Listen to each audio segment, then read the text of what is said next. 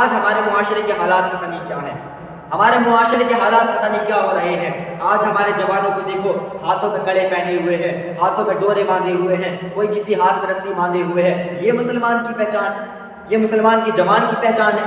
کسی بزرگ نے کہا تھا کہ پہلے جوان اور گھوڑے یہ جنگوں کی رونق ہوا کرتے تھے، جوان اور گھوڑے جنگوں کی رونق ہوا کرتے تھے، جنگوں کی زینت ہوا کرتے تھے، مگر آج دونوں شادیوں میں ناچتے ہیں، دونوں ڈیجوں پر ناچتے ہیں، گھوڑے بھی ناچتے ہیں اور جوان بھی ناچتے ہیں۔ اور سب سے بڑی غیرت کی بات یہ ہے، سب سے بڑی بے حیائی کی بات یہ ہے کہ آج ہمارے یہاں شادی ہوتی ہے، ہمارے معاشرے میں ہمارے مسلمانوں کے لوگوں میں شادیاں ہوتی ہیں تو ڈی جے چوراہوں پر بجائے جاتے ہیں، ڈی جے چوراہوں پر بجائے جاتے ہیں، اور بہن ناچ رہی ہے، بہن ناچ رہی ہے، بھائی کھڑے ہو کر کے دیکھتا ہے، بیٹی ناچ رہی ہے، باپ کھڑے ہو کر کے دیکھتا ہے، بیوی ناچتی ہے، شوہر کھڑے ہو کر کے دیکھتا ہے، ماں ناچ رہی ہوتی ہے، بیٹا کھڑے ہو کر کے دیکھ رہا ہوتا ہے، اور بڑے فخر سے کھڑے ہو کر کے دیکھتے ہیں، بھانجی ناچ رہی ہے، چچا کھڑے ہو کر کے دیکھ رہا ہے۔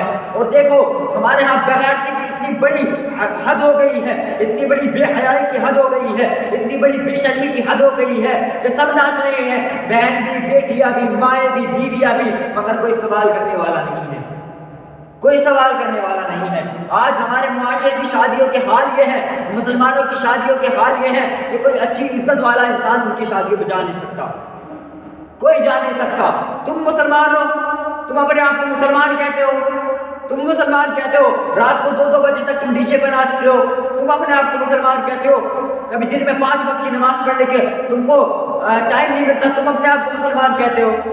یار غیرت کہاں مر گئی تمہاری؟ حیا کہاں چلی گئی تمہاری؟ کیا ہوا تمہاری شرم کو؟ کیا ہوا؟ ڈرو خدا سے، ہوش کرو، کچھ مکر و ریا سے کام نہ لو، یا اسلام پہ چلنا سیکھو یا اسلام کا نام نہ لو۔